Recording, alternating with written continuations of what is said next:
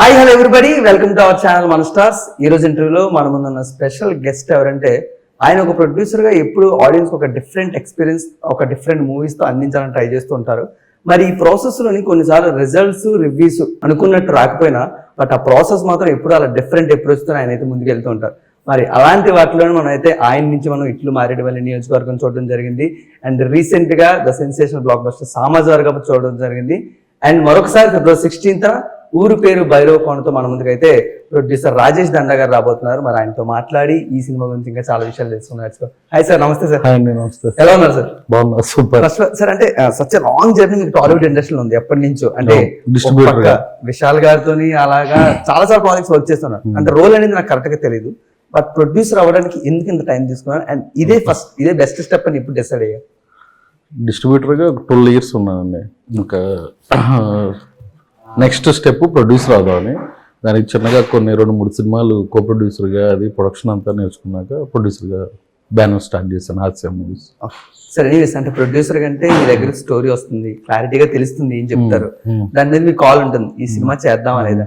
But distributor గా మీకు cinema ఎలా ఉంటుందో తెలియదు, కళ్ళు మూసుకొని బ్లైండ్ గా వెళ్ళిపోవాలి. బట్ అలాంటి వాటిలో కూడా మీకు సక్సెస్ రేట్ అనేది చాలా ఎక్కువ.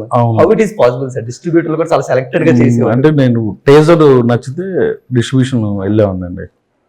అది ఫ్రెండ్స్ ద్వారా ఎంక్వైరీ, సినిమా బాగుంటుందా ఏంటి, దానివల్ల మ్యాక్సిమం డిస్ట్రిబ్యూషన్లో 85% సక్సెస్ఫుల్ అవుతుంది. Great sir. బట్ ఈ సినిమా సైడే నేను వెళ్ళాలి అని మీరు ఎప్పుడు డిసైడ్ చేశారు? చిన్నప్పటి నుంచి ఇంట్రెస్ట్ సినిమా అంటే, డిగ్రీ చదువుకునేటప్పటి నుంచే చిన్న థియేటర్ ఉండేది నేను డిగ్రీ చదువుకునేటప్పుడు. అందులో సెకండ్ రిలీజ్ చేస్తూ ఉంటాయండి.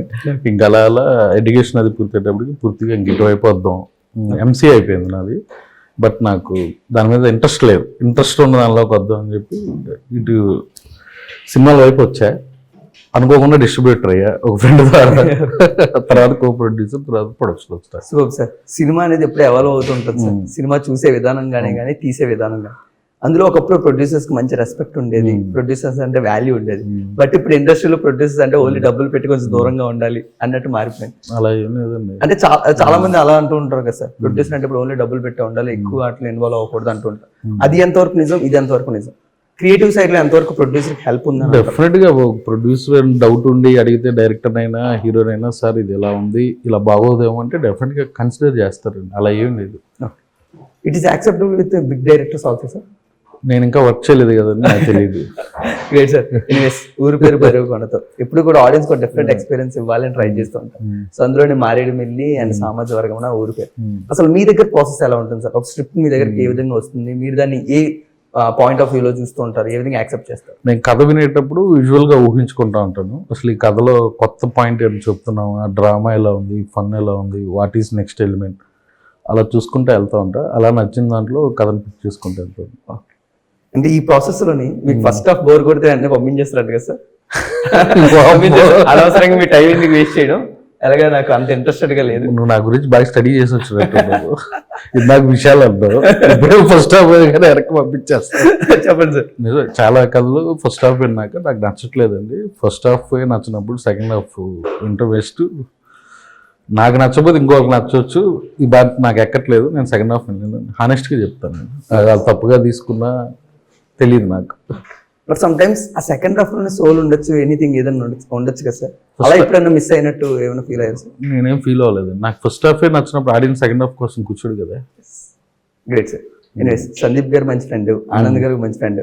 నాకు తెలిసి 2016 మీరు ఫిక్స్ అయినట్టున్నారు ఆనంద్ గారితో ఒక సినిమా చేద్దామని, నాకు తెలిసి. అండ్ అది ఇప్పుడు వరకు టేక్ ఆఫ్ అయింది. బట్ ఇలాంటి స్క్రిప్ట్ తోనే ఈ ప్రాజెక్ట్ ని ముందుకు టేక్ ఆఫ్ చేద్దామని మీరు ఎప్పుడు డిసైడ్ అయ్యారు మొత్తం గ్రూప్ ఆఫ్ ఫ్రెండ్స్? సందీప్ గారు హానెస్ట్గా ప్రొడ్యూసర్ అవ్వాలని నన్ను ఎంకరేజ్ చేశారు.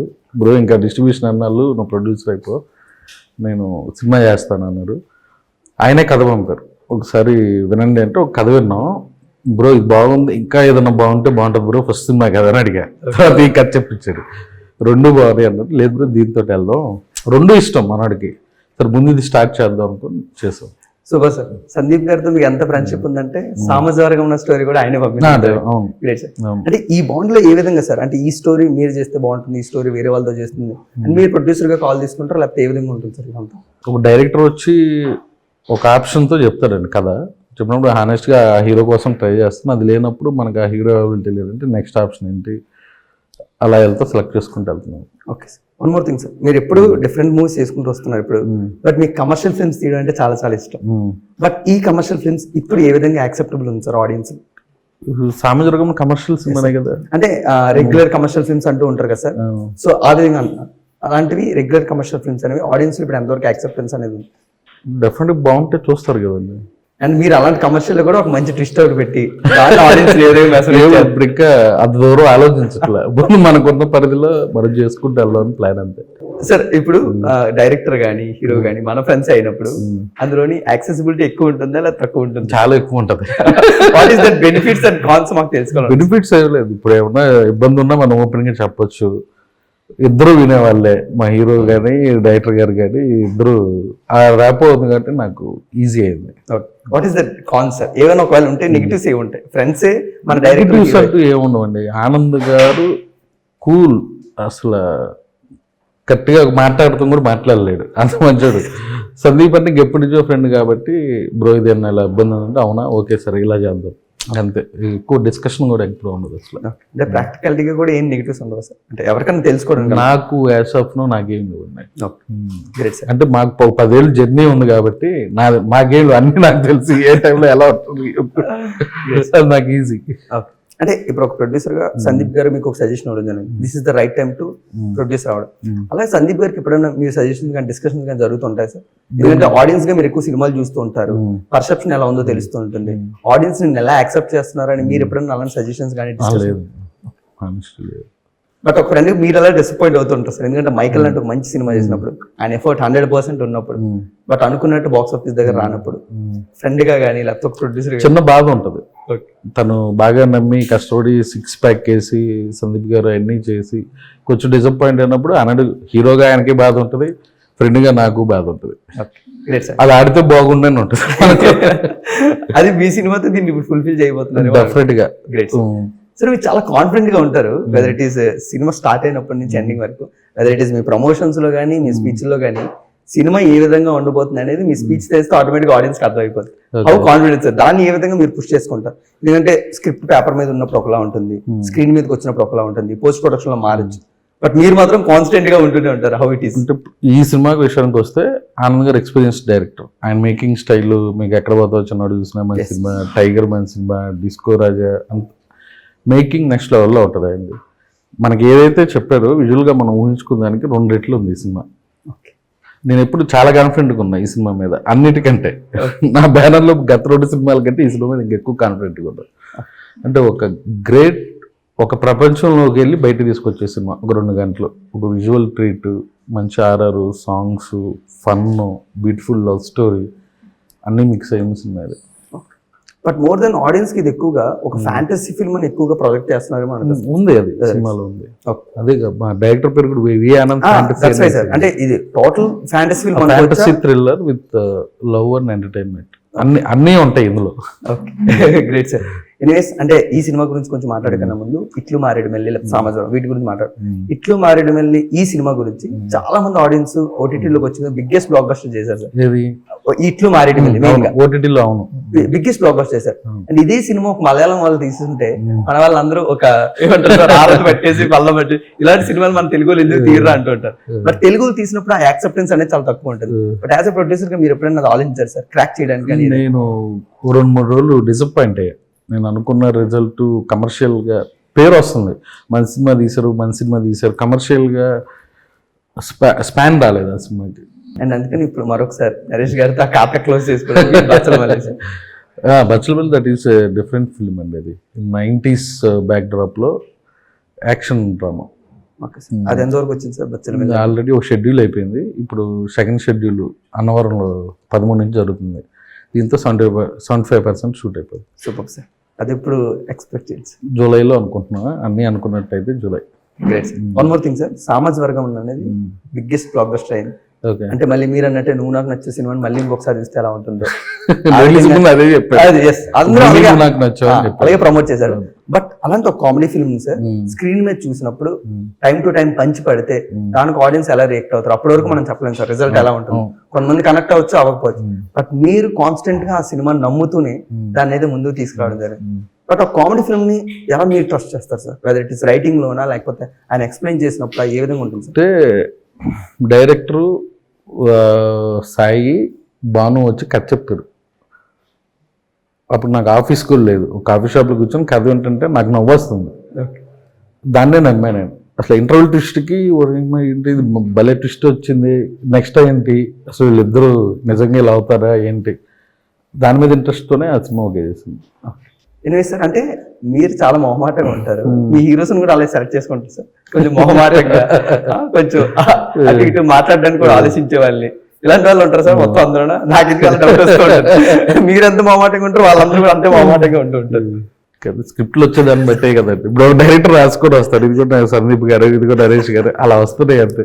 బేసిక్ వాళ్ళతో అసోసియేషన్ ఉంది కాబట్టి నాకు ఈజీ అయిపోయింది. Great sir. One more thing, అంటే మీరు ఇప్పుడు ప్రొడ్యూసర్ రూమ్ చూడడం, one more main pillar AK entertainments Anil Sunkar. And అంటే ఆయన మెయిన్ గా డైరెక్ట్ గా ప్రొడ్యూస్ చేస్తుంటే దాని రిజల్ట్ కొంచెం డిఫరెంట్ గా వస్తుంది సార్. బట్ ఆయన కొలాబరేషన్ మీతో వస్తుంటే ఆ రిజల్ట్ వేరేలా వస్తుంది ప్రెజెంటింగ్ అని పడుతున్నప్పుడు. బట్ దాన్ని ఎలా కొలాబరేట్ చేస్తున్నారు సార్ మెయిన్ గా?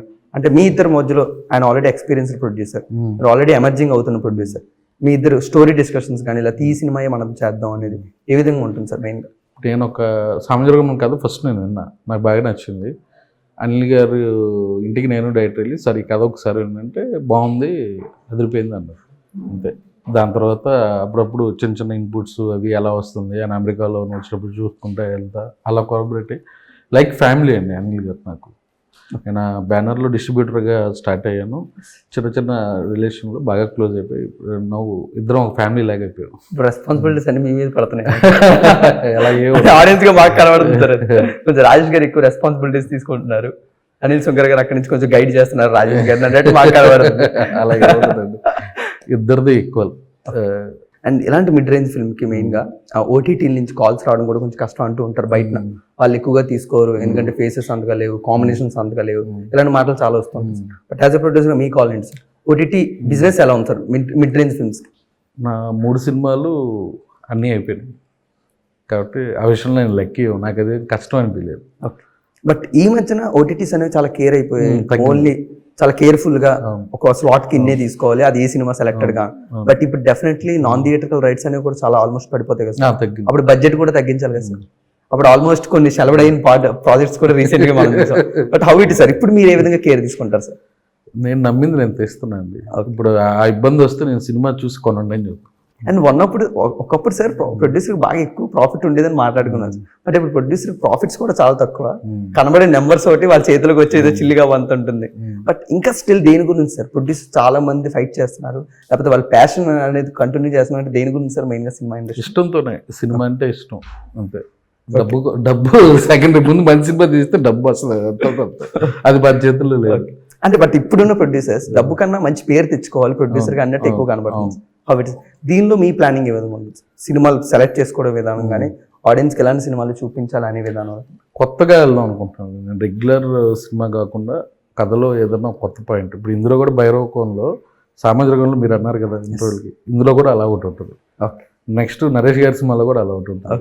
నెక్స్ట్ చెప్పే ఇంకో సినిమాలో కూడా అలాగే ఉంటుంది. చిన్న ఫ్యాంటసీ ఎంటర్టైన్మెంట్ చేస్తున్నాను నెక్స్ట్ నరేష్ గారి తర్వాత, అందులో కూడా అలాగే గుండెల మీద చేసుకొని వచ్చేయండి అంటారంటే ఆడియన్స్. రాజేష్ గారి సినిమా అంటే గుండెల మీద చేసుకొని వచ్చేయండి అంతే, హ్యాపీగా సరిపోతుంది. Anyway sir, and one more thing sir, మనం బిగ్గెస్ట్ ఫిల్మ్స్ కి అయితే ఆటోమేటిక్ గా day 1 కలెక్షన్స్ ఎంత వచ్చి అంత వచ్చి చెప్తాం.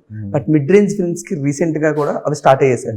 ఈ కలెక్షన్స్ లో ఎంతవరకు రియల్ ఉంటుంది? ఒక ప్రొడ్యూసర్ మిమ్మల్ని అడగాలండి, మిడ్ రేంజ్ ఫిల్మ్స్ కి మెయిన్ గా రియల్ ఎంతవరకు ఉండొచ్చు, ఫేక్ ఎంత? ఏసై గ్రాస్లన్నీ రియల్ గ్రాస్లో వేస్తున్నాం కదా, చిన్న సినిమాకి మనం పెంచేయాల్సినంత నెసిటీ అనేది.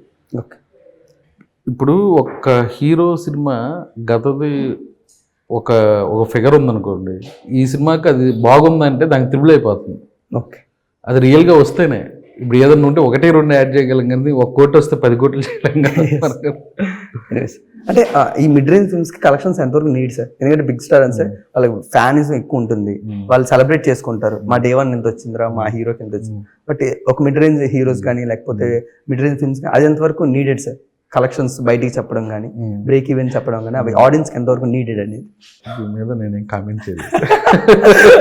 ప్రొడ్యూసర్గా మీరే చెప్పకపోతే ఎలా సార్? అంటే మీ పర్సెప్షన్ ఏంటి? ఇప్పుడు సామె దొరకప్పుడే తీసుకుంటాం, నేను వరుసగా 10 days దాకా వేస్తా వచ్చాయి. Yes correct.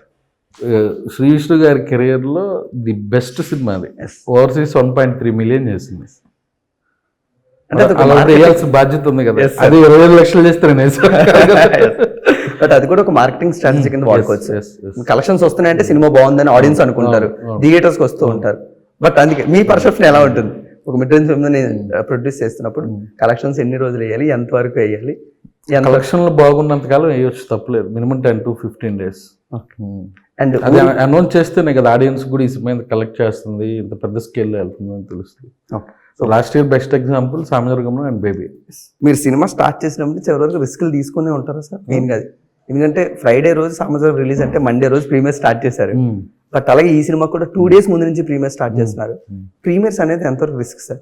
2 days ముందు వేస్తున్నారు మళ్ళీ. అంటే నాకు సినిమా నచ్చింది, మేమంతా చూసుకున్నాం కాబట్టి కాన్ఫిడెంట్ ఉండి వెళ్తున్నాం. ఆడియన్స్ కూడా ఒకసారి తెలిస్తే 16th పెద్ద ఫిగర్లు వస్తాయని ఒక ప్లాన్. ఓకే, ఇప్పుడు ఈ ప్రీమియర్స్ రెస్పాన్స్ అంటే ఎన్ని థియేటర్స్ సార్? దాన్ని ఏ విధంగా చూడాలి? 50 మినిమం చేద్దాం అనుకుంటున్నాం. 14th, 15th ఇంకొంచెం పెంచుతాం, 16th ఇక్కడ regular. Okay sir. And now Sandeep Kishan గారు ఎంత కాన్ఫిడెంట్గా ఉన్నారు, ఎంత ఎక్సైటెడ్గా ఉన్నారు 16th గురించి? ఆయన మైండ్ స్టేటస్ ఎలా ఉంది? ఆల్రెడీ మీరు ఇంటర్వ్యూ చేసి ఉంటారు. ఆయన మైండ్ స్టేటస్ మీతో డిస్కస్ చేసే ఉంటారు. ఫుల్ హ్యాపీగా ఉన్నాడు, ఇటువంటి టెన్షన్ లేకుండా. అండ్ ఇలాంటి సినిమాలకి part 2 కూడా చాలా మంది ఈగర్గా వెయిట్ చేస్తారు. అలాంటి డిస్కషన్ ఏమైనా వచ్చింది? మీరు అందరూ మంచి బ్లాక్ బస్టర్ ఇస్తే ఆడియన్స్ డెఫినెట్గా 2 నెలల్లో part 2 స్టార్ట్ చేస్తారు.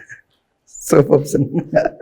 ఎనివే సార్, ఫైనల్లీ కంక్లూడ్ చేసే ముందు మీకు బాగా ఇష్టమైన సాయిధరం తేజ్ గారితో కూడా ఒక సినిమా చేస్తున్నారు. డెఫినెట్గా వింటున్నా కథలు ఎలా ఉండిపోతుంది?